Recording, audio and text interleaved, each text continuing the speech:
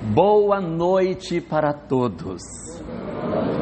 Que prazer imenso estar novamente em casa e poder falar para todos nós aqui no Centro Espírita Bezerra de Menezes de Porto Velho. Muito bom. Quando nós elegemos alguém para fazer parte da nossa vida afetiva, quando a gente decide que a gente vai caminhar com outra pessoa para que juntos a gente consiga construir a nossa história de amor, construir a nossa história de vida, nós nunca imaginamos as histórias que nos aguardam depois daquele primeiro encontro. Não é, Neuza? A gente quando conheceu a pessoa que divide conosco a história, nunca imaginou todas as experiências que nós viveríamos no curso dos anos, das décadas que a vida nos oferecesse para dividir o convívio doméstico.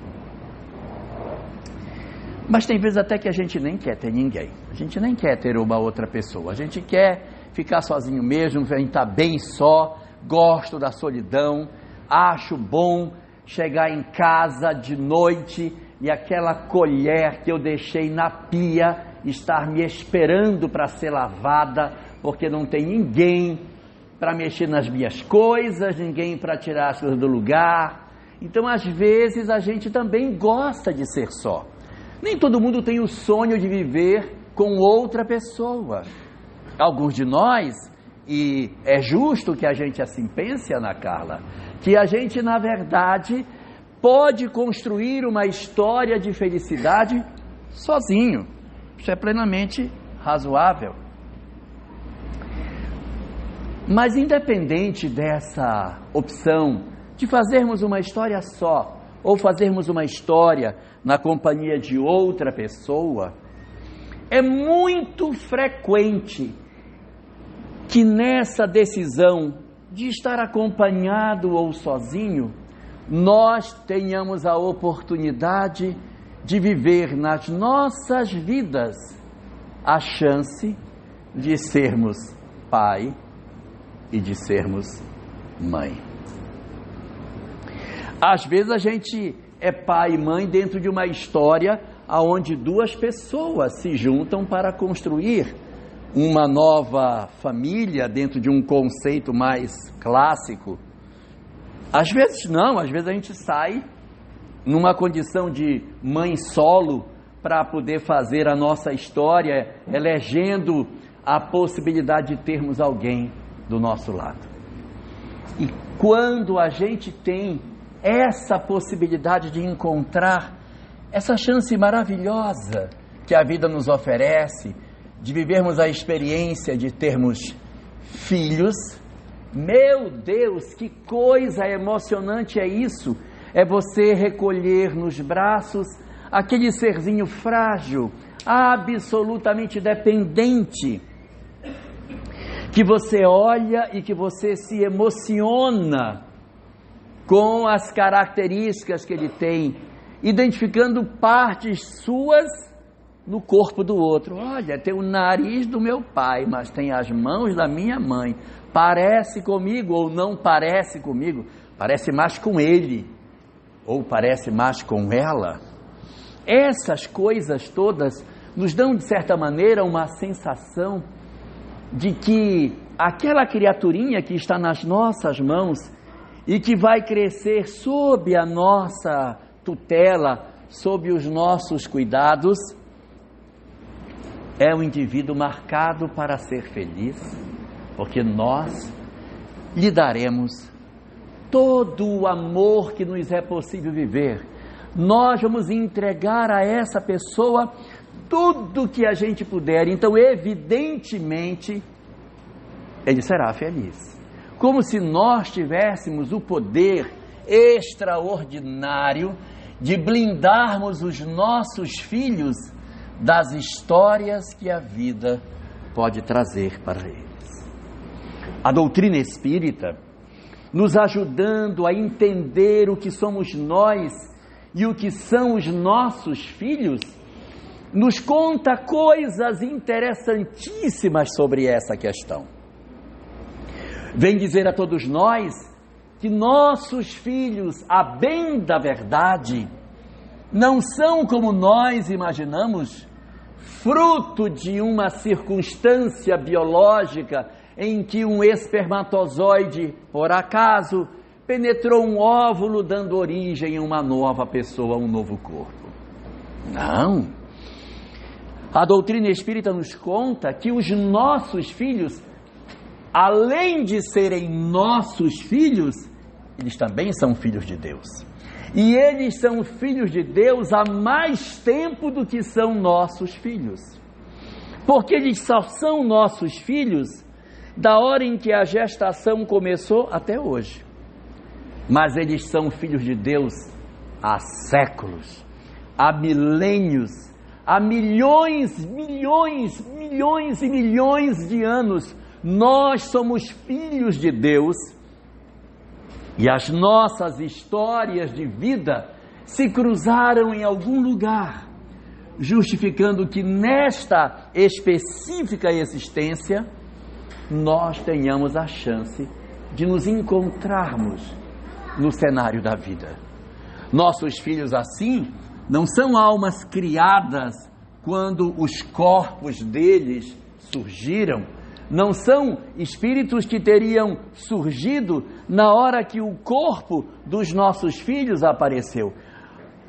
O corpo pode ser novo, o corpo pode ter 3 anos, o corpo pode ter 3 anos, o corpo pode ter 3 anos, mas o espírito é velho, não é velho? O espírito é velho porque o espírito é cheio de percepções que mostram para nós que determinados conhecimentos parecem que já nasceram com o serzinho. Meu Deus, como são espertos! E é nesse sentido que a doutrina espírita vem dizer para nós que os nossos filhos, assim como nós, estão fadados a passarem por 3 tipos de experiências durante a vida. São 3 tipos de situações que todos nós passamos. O primeiro tipo de situação se chama prova. Prova são todas as experiências que a vida nos traz, que têm por objetivo o desenvolvimento das nossas potencialidades, o aprendizado daquilo que nós não sabemos, a tomada de informação daquilo que antes nós não conhecíamos. Então, se de repente uma pessoa reencarnou e ela é professora, isso pode ser prova? Uma encarnação de... Pode. O espírito pode ter dito, eu nunca fui professora. Eu queria ser. Tanta vontade de ser professor, queria tanto. Entrar numa sala cheia de meninos. Uma oportunidade para eu me desenvolver, não é? E aí o espírito pode ter pedido. A prova, ela tem muito a ver com o livre-arbítrio. A gente pode, por exemplo, ter pedido, eu queria muito ir para a Amazônia, eu nunca vivi na Amazônia, queria tanto ir nascer lá, e a gente acabou vindo para Rondônia. Teve um pessoal que nasceu até no Paraná, mas aí veio para Rondônia e aí nem voltou mais, sabe? Todo ano dizia, não, esse ano é o último e eu vou embora. Aí quando não, só mais um e eu vou. E aí foi, chegou um ponto, você quer saber? Já fiquei tanto tempo aqui, já criei raízes e vou ficar. Então a prova são todas as experiências que a vida nos traz, que elas vêm do livre-arbítrio humano, das nossas vontades, do nosso desejo. Existe um outro tipo de experiência que a gente encontra na literatura espírita, chamado de expiação.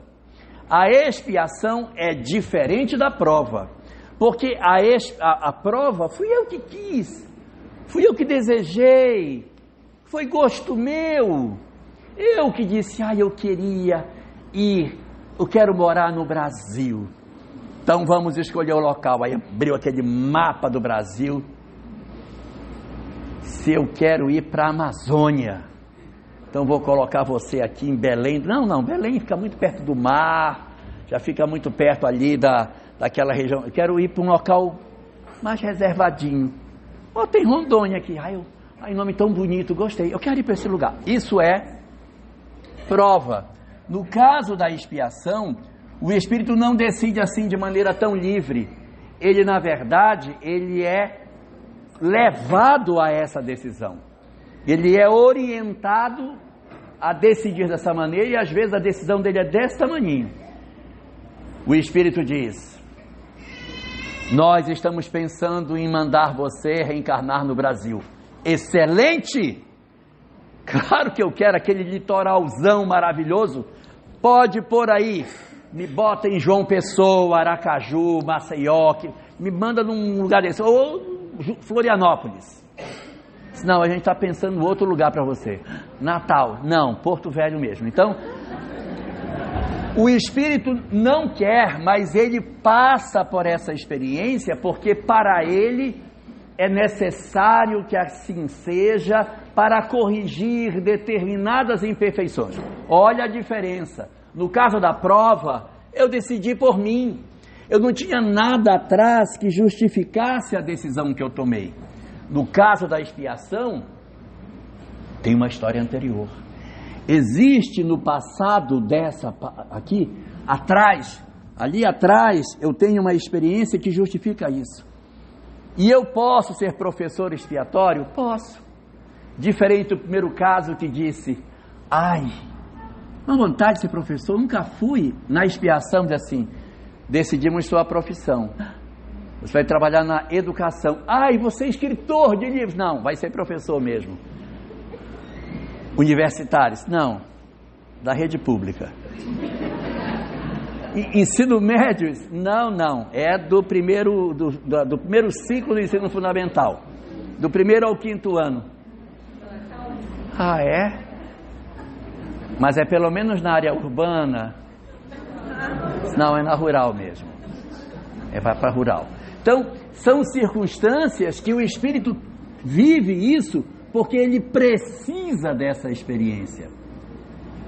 Nós que olhamos nossos filhos como se eles tivessem nascido agora e eles tivessem 3 aninhos e ficassem brincando no celular de maneira absolutamente ingênua, há uma alma antiga que vive debaixo desse corpinho novo, mas que é um espírito velho e que evidentemente se nasceu na terra, meu filho, não tenha dúvida, tem provas para passar, coisas para aprender, mas se está na terra, tem expiações para atravessar. O Pedro que o diga, né, Pedro? Então, você tem coisas que você fez no passado que hoje te conduzem para determinadas experiências. Expiação. No nosso planeta, prova e expiação são as situações dominantes. Mas a gente tem também na Terra um terceiro tipo de experiência. Não é muito frequente, mas também existe, chamada de missão. A missão também tem a ver com o meu passado. Eu assumo uma missão porque tem uma história para trás. Mas ela é diferente da expiação. Porque a história da expiação é uma história de erro. É uma história em que eu falhei. A missão tem uma história para trás, mas tem êxito. Eu sou escolhido para a missão porque eu acertei bastante. Então me é dada essa oportunidade. A pessoa diz assim: estamos analisando o lugar onde você vai renascer e escolhemos o Brasil. Aí o Espírito: me emociono de pensar que vou para o Brasil. Meu Deus, eu vou poder trabalhar naquele lugar maravilhoso. Nós estamos pensando aqui para você, talvez você renasça aqui em Aracaju, ou renasça aqui para o lado de Juiz de Fora, ou daqui mais para o litoral, uma cidade boa para você viver. Estamos escolhendo aqui Natal. Eu não mereço isso. Eu quero servir num lugar onde eu possa ser mais útil. Me manda para Porto Velho, pelo amor de Deus. Eu quero ir. E eu já me emociono só de pensar em ir. Então, Tem certeza que você está pedindo? Eu quero. Repare que é diferente. Ele foi constrangido quando era expiação. Ele decidiu quando era prova. Quando foi missão, ele ardentemente quis e ficou feliz com o que foi dado. Não é, Sandra? É por isso que é diferente prova, expiação e missão. Tem missão na Terra, tá? Não é tão frequente, mas tem. Tem. Uma das missões que a gente tem, pai e mãe. Questão 582, 583 de O Livro dos Espíritos. Ser pai e ser mãe é uma missão. Por quê? Porque você recebe um serzinho para você cuidar. E o serzinho que você tem que cuidar, o serzinho você tem que dar banho, tem que botar para dormir, tem que botar para acordar, tem que ensinar tudo para o serzinho. Não, minha filha, não meta o dedo na tomada. Não faça isso, não sobe que você vai cair. Então você vai tendo que entregar-se.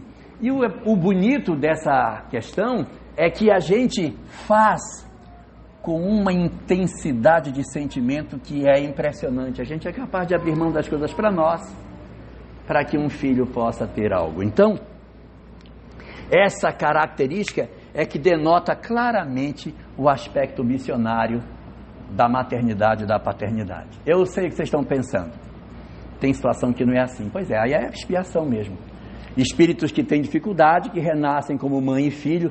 Eu odeio esse menino, eu odeio a minha mãe, eu tenho ódio do meu pai. Aí não está no aspecto de missão aqui.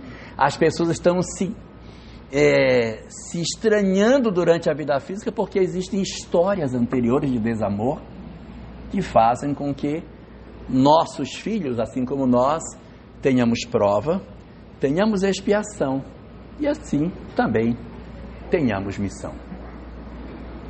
O duro começa quando a gente começa a assistir às dores dos nossos filhos, porque nós não nos programamos para vê-los como espíritos num processo educativo dentro da encarnação.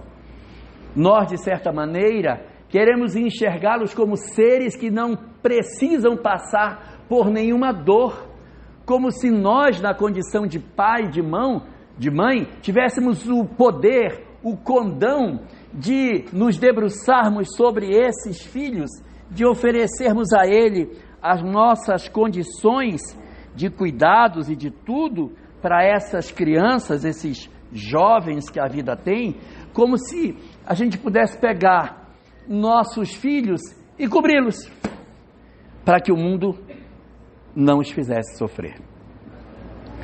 Só que a vida real não é assim. Na vida real, os nossos filhos não são seres recém-criados numa condição de perfeição, de tal sorte que a vida não reserva para eles histórias que precisam ser encaradas como desafios. Todos os nossos filhos, todos os nossos parentes e nós também somos espíritos marcados para a possibilidade de enfrentarmos na vida provas, expiações e missões. Com qual objetivo? Desenvolver as nossas almas para que a gente aprenda a amar. O objetivo da prova é desenvolver o conhecimento e o amor. O objetivo da expiação é nos ensinar as coisas de maneira correta e abrir a chance do amor. E a missão de estender o amor. Por que o amor é tão importante? Porque é o amor que abre as portas da felicidade. Para a doutrina espírita, todos os espíritos estão fadados a serem felizes. Não há um só espírito no universo infinito que seja verdadeiramente feliz sem amar. Não existe. O amor é como se fosse a chave da porta. Aqui está a porta da felicidade. A chave para abrir a porta é o amor.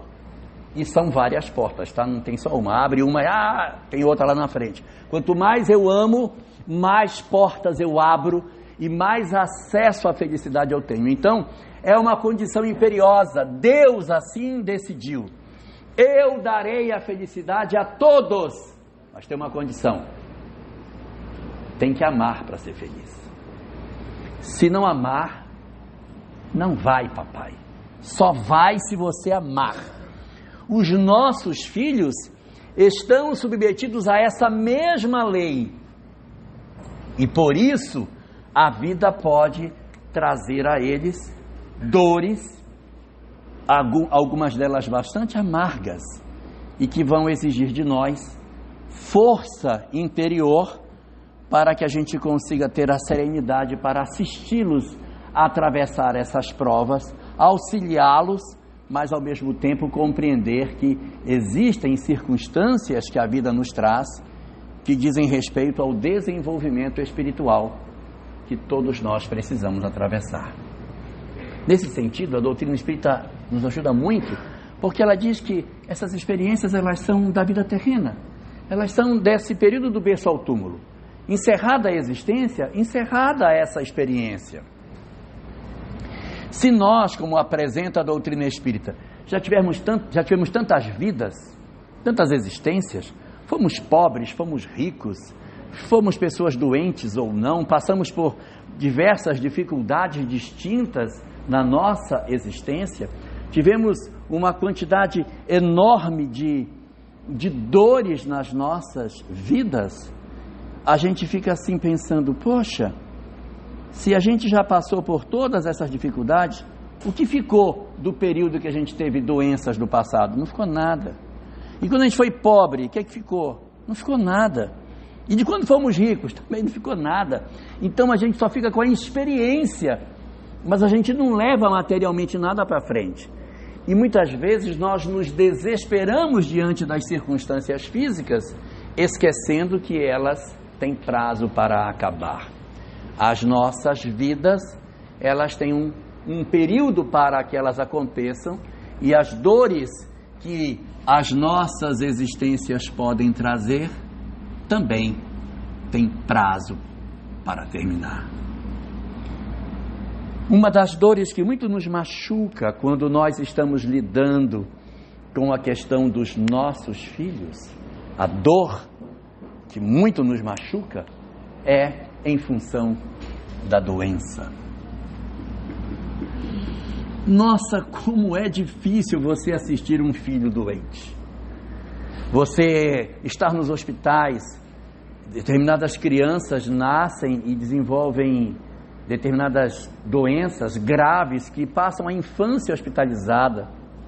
Não tem uma infância como as outras crianças e você vive nesse ambiente na expectativa de um transplante, de uma cura, de alguma coisa que possa acontecer para que você consiga levar sua criança para casa. De outras vezes, a criança nasce e ela desenvolve um determinado processo sindrômico, uma síndrome qualquer, e daqui a pouco você está com uma criança que tem uma série de dificuldades de aprendizado, de locomoção, dramas tão profundos que a nossa sociedade possui, síndromes que cada vez mais se tornam mais frequentes na nossa sociedade, e você assistir um filho adoecer, você assistir o processo da tentativa de erguê-lo sem poder. Se a gente pudesse tirar a nossa saúde para dar para ele, daríamos, mas a gente não consegue fazer isso. Por quê? Porque cada espírito é um espírito. A experiência que ele tem para passar é uma experiência pessoalíssima. E o nosso esforço tem que ser o de nós nos forrarmos emocionalmente para que a gente consiga ajudar o filho que está doente.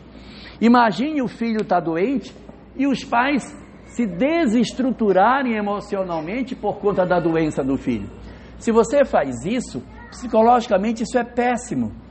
Porque, de certa maneira, os filhos, ainda que adultos, eles têm uma referência nos pais. Os pais são como fosse o arrimo. Se minha mãe se desestrutura diante de uma doença que eu tenho, a gente fica sem chão. Porque aqueles que seriam os meus cuidadores, aqueles que eu durante a minha existência inteira os vi como os que me protegem, estão desestruturados. Então a gente precisa ter a força para que diante das doenças a gente ganhe coragem, fôlego para atravessar esses períodos. E às vezes a gente diz, mas onde eu vou encontrar força? Onde eu vou encontrar fortaleza de espírito para a doença do meu filho ou da minha filha? A gente encontra essa fortaleza na fé. A fé que nos dá isso. E a fé, na verdade, ela decorre de uma questão: a certeza de que Deus está no comando de todas as coisas. O materialismo, ele é incapaz de nos dizer coisas consoladoras, porque ele nos diz que somos apenas corpo. Nós assistimos nossos filhos adoecerem e nós queremos impedir que isso aconteça, mas nós não somos capazes. Mas se eu tiver a certeza da imortalidade da alma, se eu entender da lei de causa e efeito, se eu compreender da reencarnação, eu ganho um gigantismo emocional tão grande que ainda que eu chore porque nós não somos de ferro, ainda que nós tenhamos os nossos momentos de dor, de tristeza e de angústia, porque é natural que a gente faça contato com a dor durante a existência, apesar disso, nós encontraremos na fé que nos mostra a transitoriedade da vida física, que as questões espirituais são, na verdade, muito mais relevantes, são muito mais importantes do que tudo isso que a gente está vendo, e que essa doença passa, assim como nas outras existências elas passaram, elas vão passar nessa também. A compreensão de que somos imortais, ela é essencial para que a gente tenha força diante dos desafios que a vida nos apresenta. Só que ver uma doença que você vê num filho, que você olha na pele ulcerada, que você vê os exames e que você vê que o jovem, a criança está doente, que você percebe o definhar do corpo, é mais fácil, Pedro, é mais fácil do que um segundo drama que os nossos filhos também atravessam, que é uma espécie de doença, mas que os olhos não veem, a chamada depressão. Hoje, a nossa sociedade vive momentos como nunca antes dessa epidemia miserável da chamada depressão. Atualmente no mundo, 4,6% das pessoas da Terra têm depressão.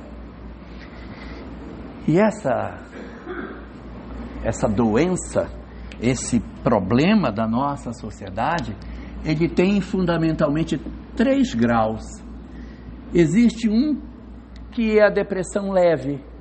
Na depressão leve, a gente trabalha, a gente cozinha, a gente toca a vida, a gente leva o menino para a escola, mas a tristeza nunca sai do peito.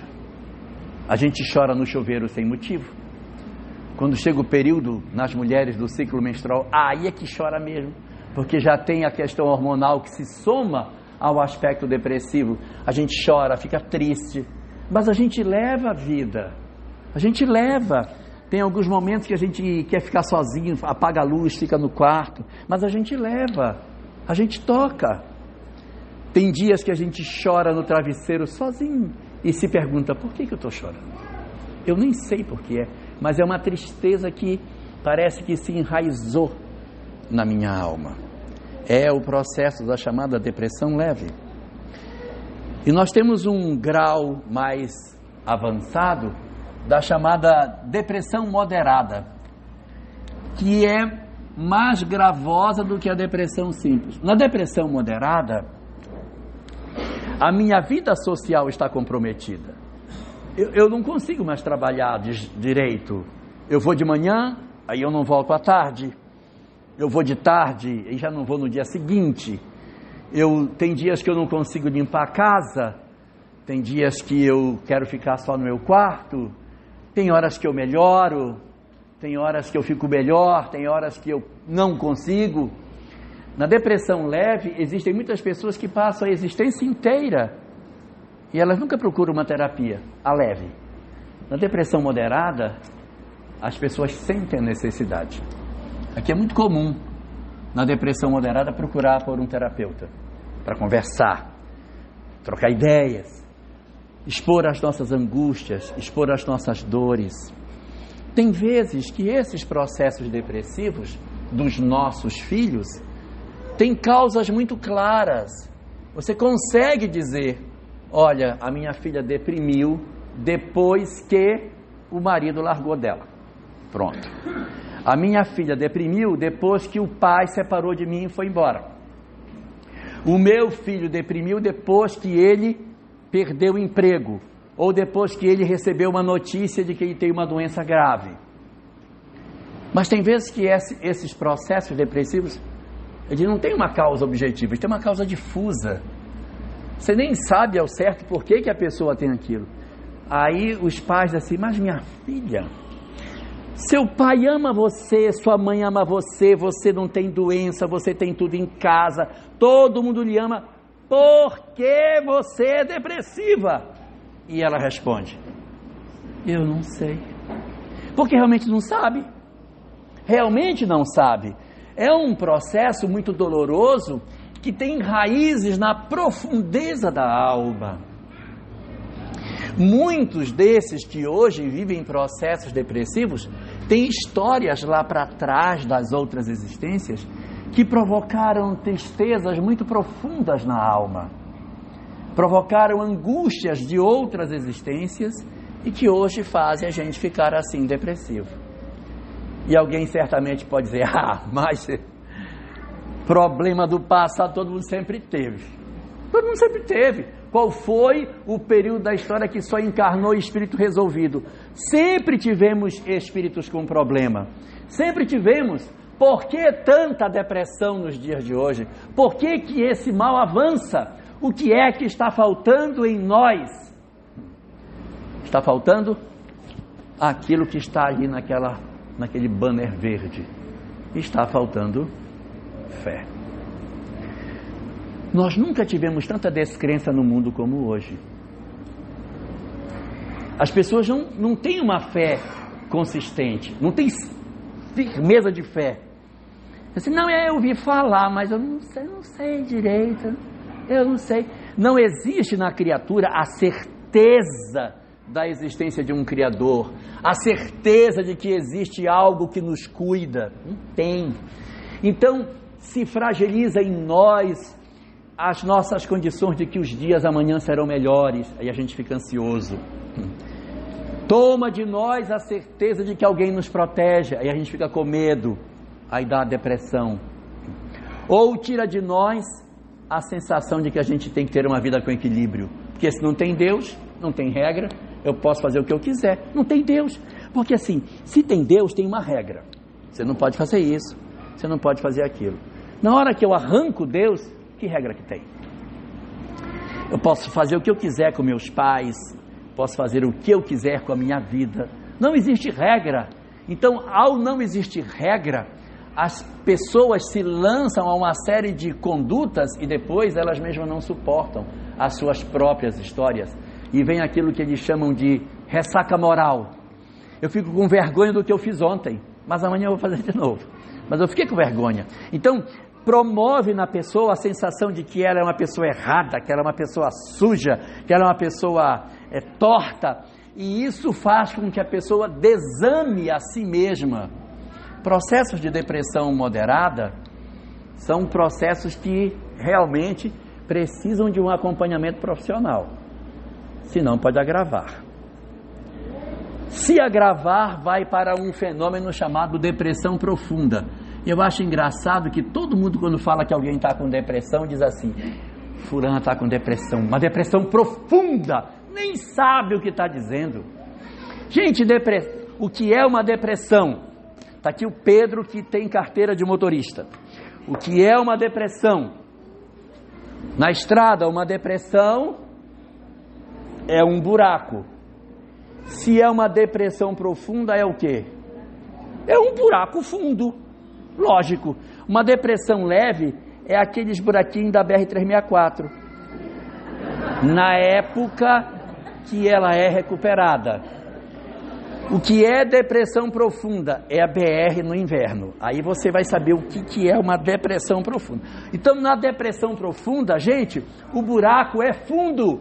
E de um buraco fundo, igual um poço, ninguém sai sozinho. Ninguém consegue sair sem ajuda de um processo de depressão profunda. E qual é a característica que as pessoas têm? Elas não saem do quarto.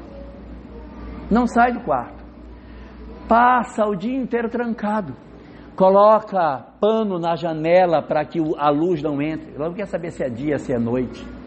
Passa o dia inteiro trancado. A roupa azedinha de ontem. Nem tomou banho. Está com a roupa de ontem. E aí isso é um sinal para nós, tá? Quem tem parente que tem depressão, preste atenção na roupa dele.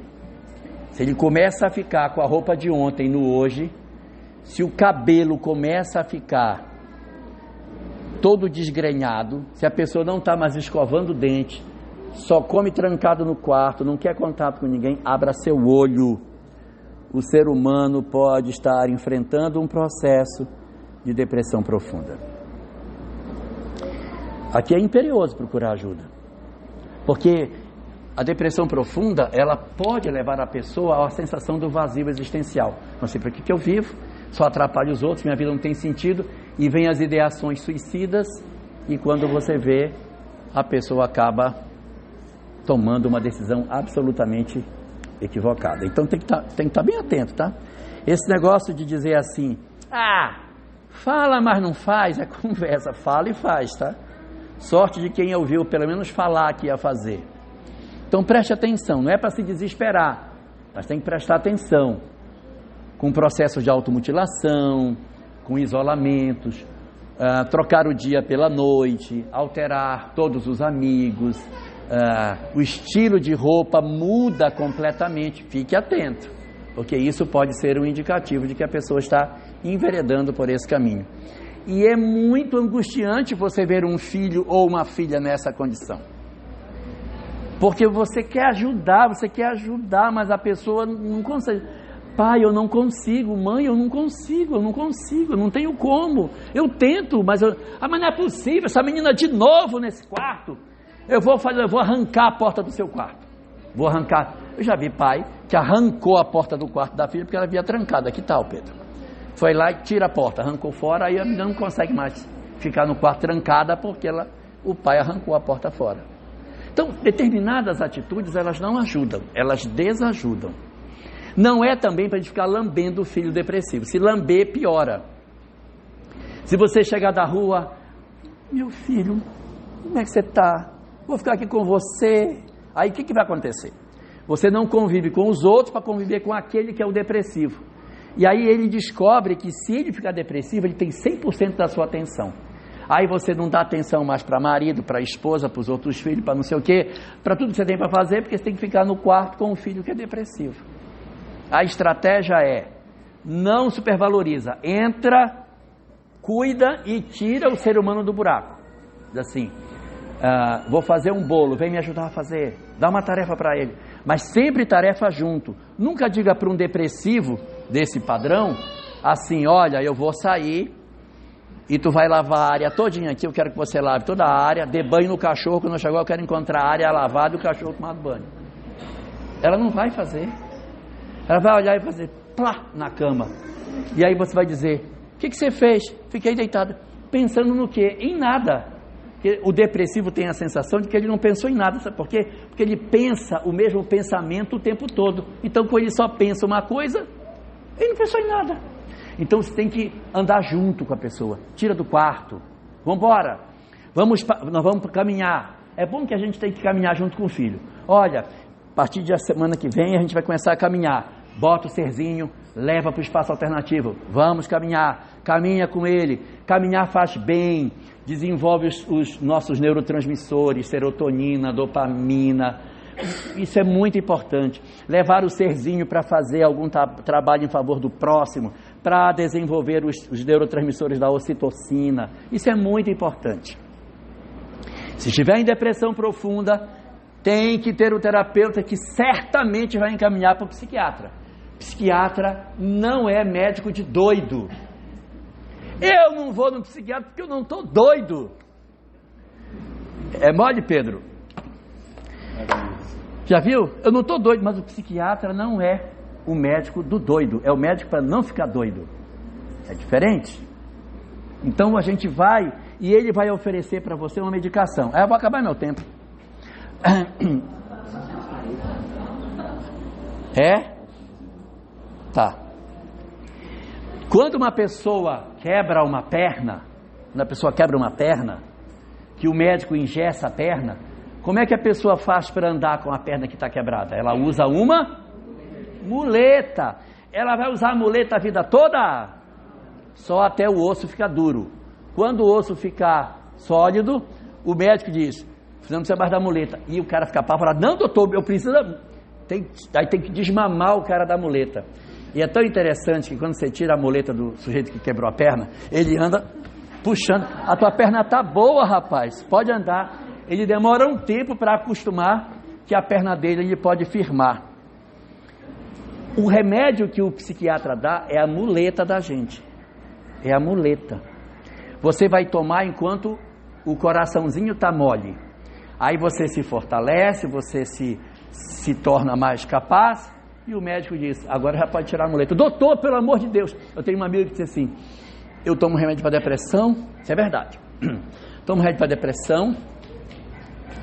E a minha médica disse: você está muito bem, eu acho que eu vou tirar o remédio da sua depressão. Ela disse: doutora, dobre a minha dose, porque eu acabei de ficar depressiva só de ouvir isso. Ela dizer que vai tirar meu remédio para depressão. Então você vê como são as coisas. É mole? Ainda tem 15 minutos. Não, eu vou continuar, não falei nada ainda. Terceiro drama que os nossos filhos passam. Se vocês quiserem, eu paro. Não? O pessoal vai para casa, Pedro. Tem marido. Terceiro drama. É muito fácil você ter um filho depressivo. É muito fácil você ter um filho que está deprimido e você dizer: minha filha, fala para o seu pai o que é que eu posso fazer para você ficar bem. É muito fácil, muito fácil.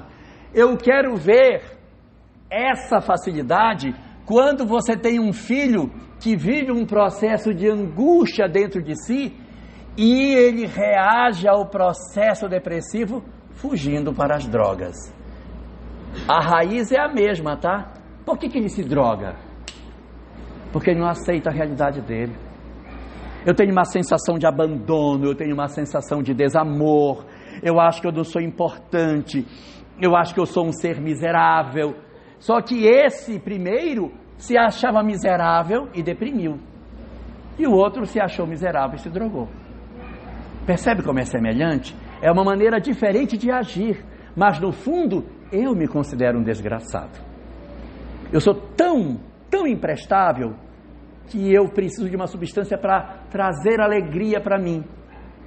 Então eu procuro, mas está me destruindo, eu não tenho valor mesmo.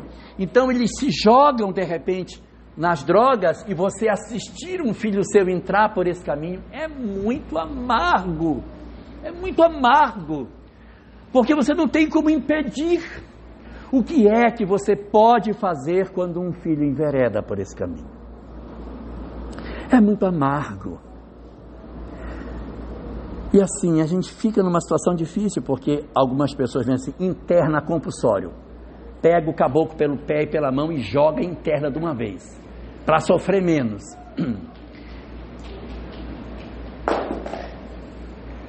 Os especialistas da área dizem que fazer internação compulsória não é boa política naqueles que não perderam as relações familiares.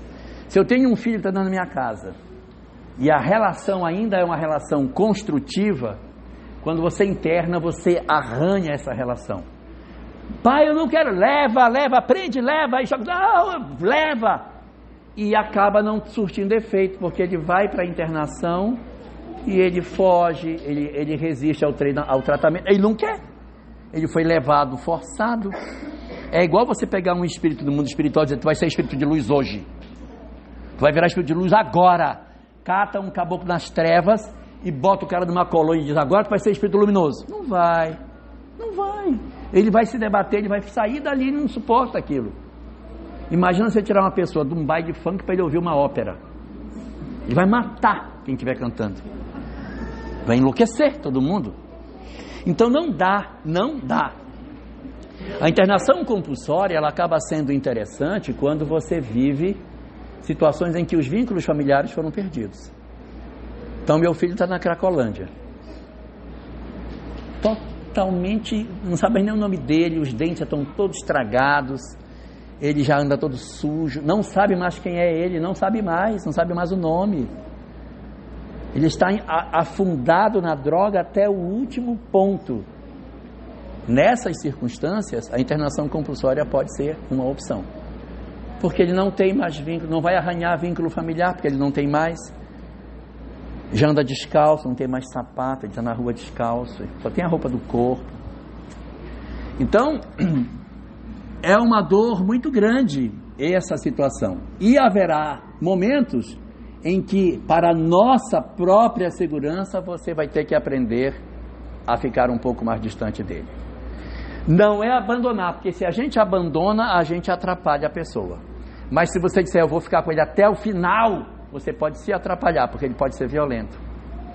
Então haverá situações em que você vai ter que dizer, você vai ficar perto de mim, mas você lá e eu aqui. A chave da minha casa, para você poder dormir em paz. Então o cara vai entrar para querer roubar, vai meter faca no seu pescoço, querendo dinheiro para droga. Então você tem que ter uma proteção contra isso. Há situações em que você tem um filho que é drogado, que você consegue, filho, não faz isso, vamos embora, vamos tentar, e aí você vai levando, mas tem casos críticos, começa a vender as coisas dentro de casa, e você assistir esses dramas, sem saber o que fazer para resolver, então precisa procurar ajuda. A ajuda, no caso da depressão, é você procurar um terapeuta e que vai encaminhar para um específico psiquiatra. Aqui, uma boa solução é a gente procurar um grupo chamado Amor Exigente. É um grupo de apoio exatamente para famílias que enfrentam o drama doloroso da droga, quando a droga chega nesse ponto de desequilibrar o ambiente familiar. Se alguém disser a vocês que a droga destrói uma pessoa, pode dizer que é mentira. A droga não destrói a pessoa, ela destrói a família inteira. Ela arrebenta com a família. Ela destrói o casamento, destrói a relação com os irmãos, ela esfacela o patrimônio da família, ela esbagaça tudo. Uma pessoa envolvida no drama da droga, ela pode esfacelar uma família inteira. Por isso precisa de muita força para que você não abandone, mas também não se torne um codependente. Ele é dependente, eu me tornei dependente da dependência dele, entendeu? Eu vivo em função da história dele. Muito complicado. Existe dentro das drogas um outro drama que na verdade decorre desse, que é o crime, né? Ver um filho preso também é muito difícil. E muito frequentemente a história do crime está vinculada à história das drogas. Muito próximo. Crime e drogas andam de mãos dadas. Doença, depressão, drogas, são processos profundamente difíceis que a nossa vida tem e que a gente, de certa maneira, precisa lidar. Mas os nossos filhos não têm só esse tipo de problema, não. Eles têm outros. Como, por exemplo, a questão do mundo afetivo. Meu filho, meu amado filho, minha filha tem o dedo podre, miserável. Todo cara que ela escolhe arrebenta com a vida dela, engana, trai, pisa, leva o dinheiro dela.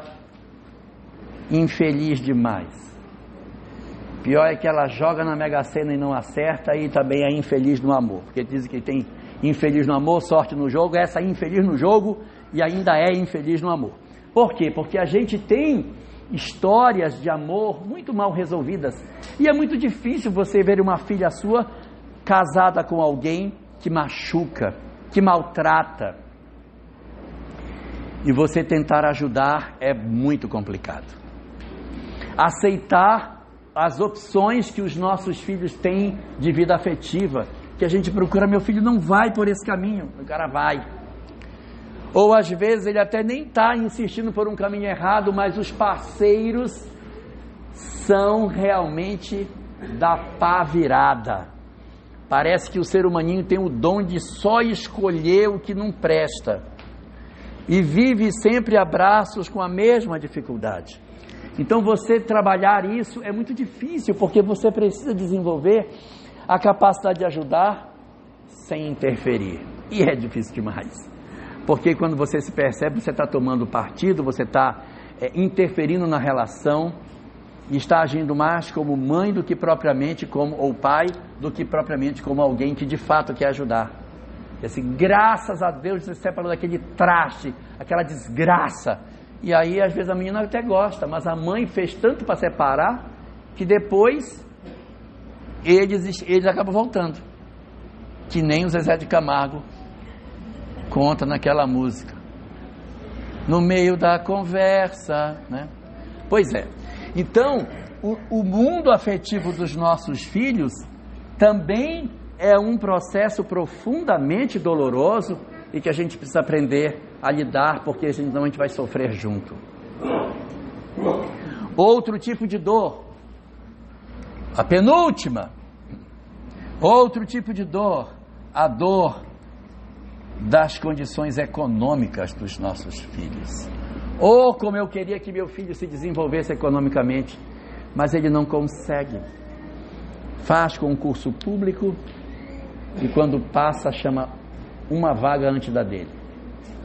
E ele sempre fica. Aí dessa vez vai dar, porque agora eu passei em 4º lugar e chamam 3. Quando o bichinho passa que vai bem na primeira fase, vai fazer a segunda, o pneu do carro fura, perde a hora, não faz a segunda parte e perde, não vai. Ele fica dizendo, meu Deus! E a gente entendendo o sentido profundo das nossas provas, das nossas dificuldades, são questões bem importantes para o entendimento da nossa vida. A gente tem que entender que os nossos filhos, de repente, não nasceram para ter uma vida econômica muito confortável, porque faz parte da história deles, dos dramas expiatórios que ele tem, ter uma vida mais modesta. Mas eu tenho uma vida mais abastada, mas ele é outro espírito, você é um espírito que tem uma história de prova, expiação e missão. Ele é outro que de repente não tem essa característica de ter esse sucesso profissional e econômico. A gente precisa cuidar dos aspectos referentes ao meu desenvolvimento moral, ao desenvolvimento moral dos nossos filhos. Então, os dramas referentes com as questões econômicas também são dores muito profundas que a gente precisa aprender a lidar.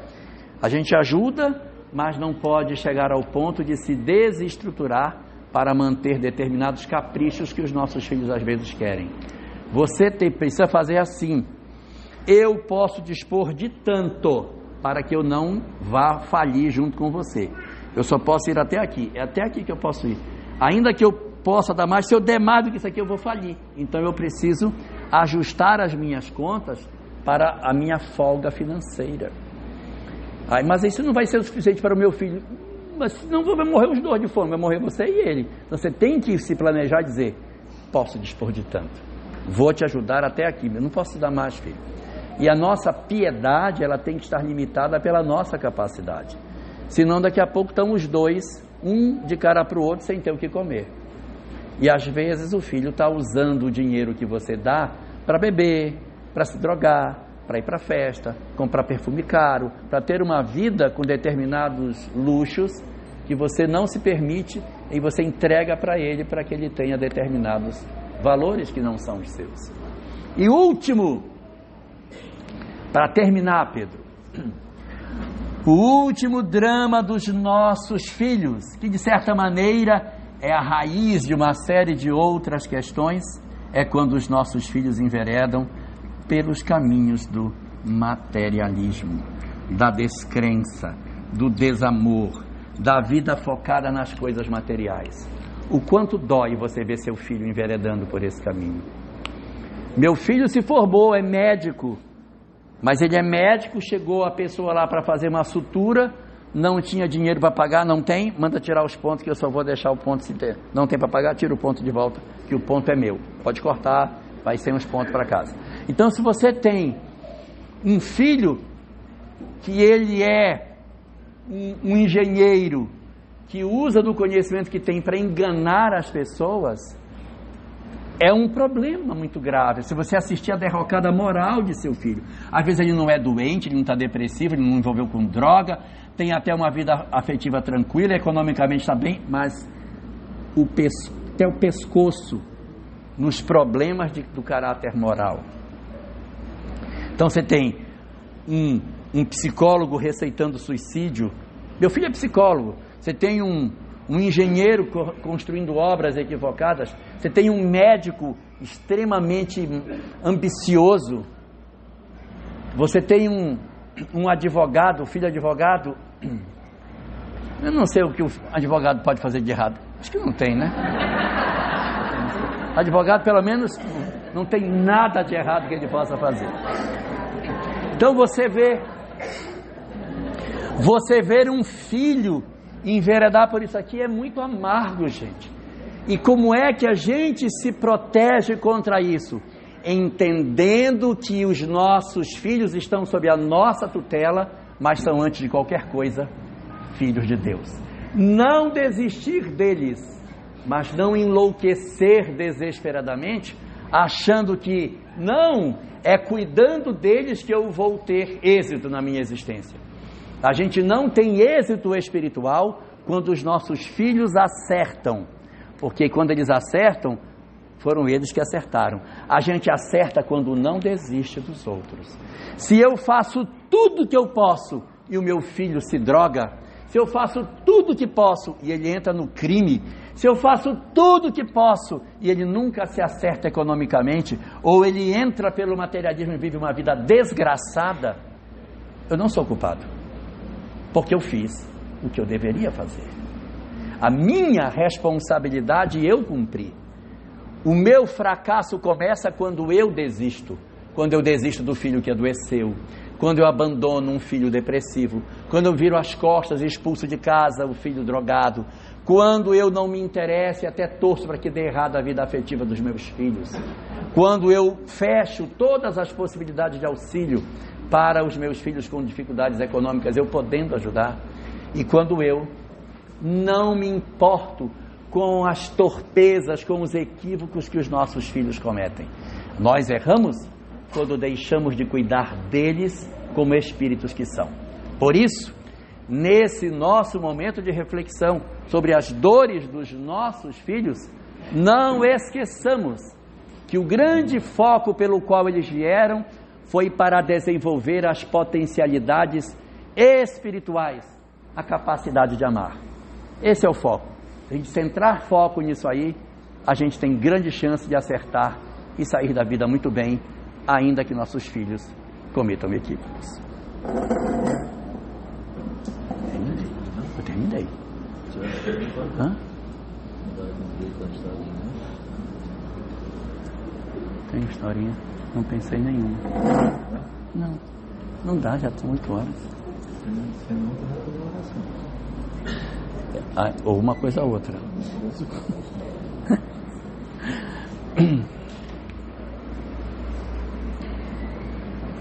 Eu vou contar.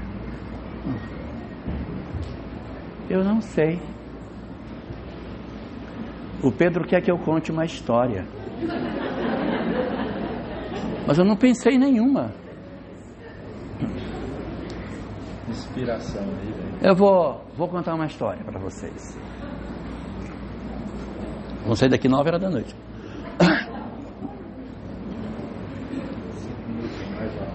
Havia um homem que era conhecido na cidade dele por ser uma pessoa muito agressiva, violenta, estúpida, uma pessoa bruta, ignorante. E esse homem não se importava de ser assim, e até gostava de ser violento, ser ignorante.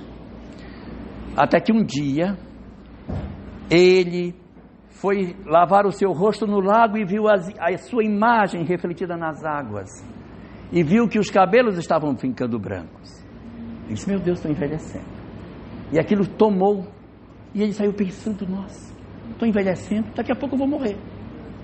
E eu nunca fiz nada de bom, sempre fui uma pessoa ignorante, bruta. Eu preciso mudar, preciso fazer alguma coisa para encontrar o caminho do céu. E esse homem, que se chamava Malaquias, lembrou que ao pé de uma montanha próximo da cidade dele havia um homem que era um guru que morava ali.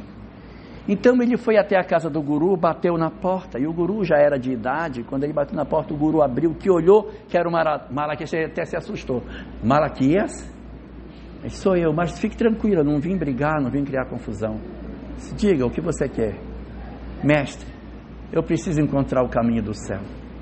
Eu estou ficando velho, meu cabelo está ficando branco, me ajude a encontrar o caminho do céu, me dê uma orientação.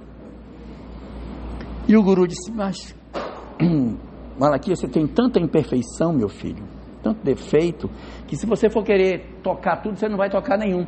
Escolha um defeito que você... Agressividade. Então pronto, foca na agressividade e tenta diminuir isso. Faça isso. E como é que eu faço? Você não revide as pessoas. A pessoa faz coisa para você, não ataca, não revida, fica calado, não devolve. E se eu fizer isso, eu vou encontrar o caminho do céu? Vai, Malaquias, você vai encontrar o caminho do céu. Vá que vai dar certo. E o Malaquias então desceu.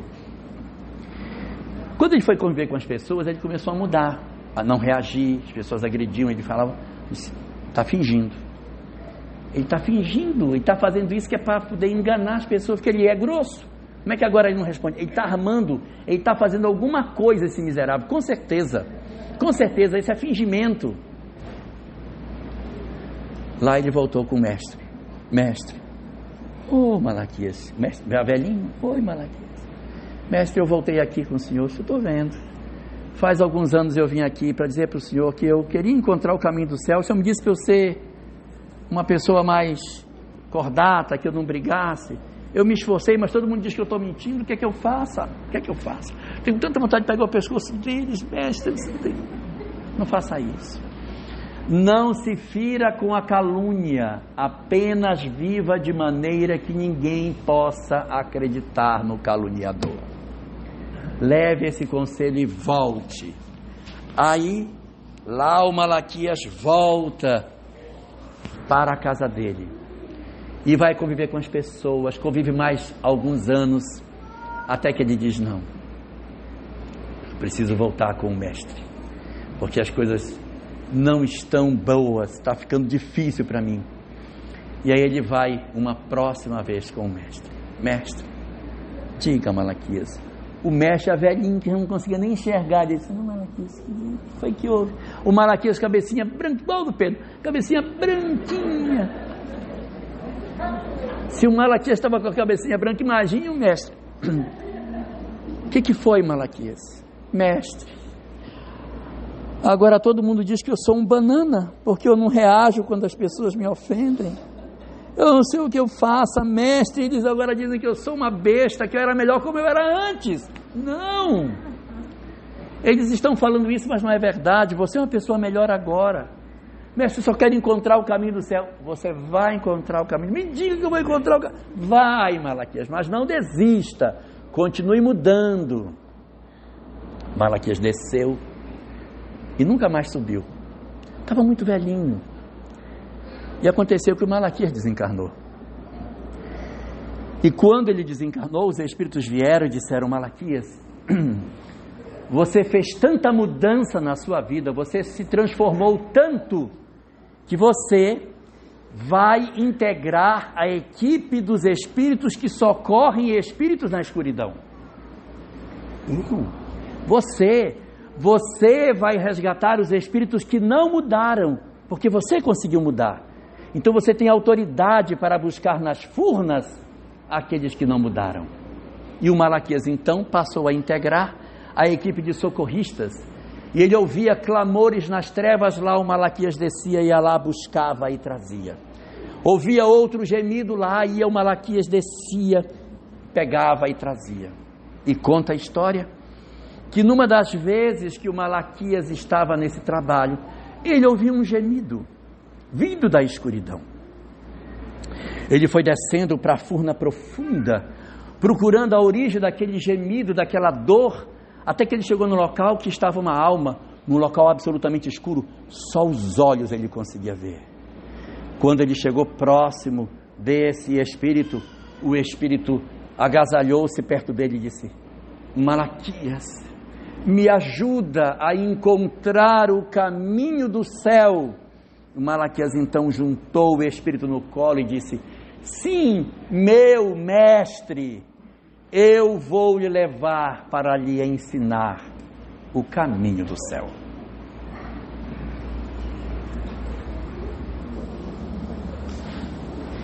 Você faz a oração também. Tá bom. Vamos orar.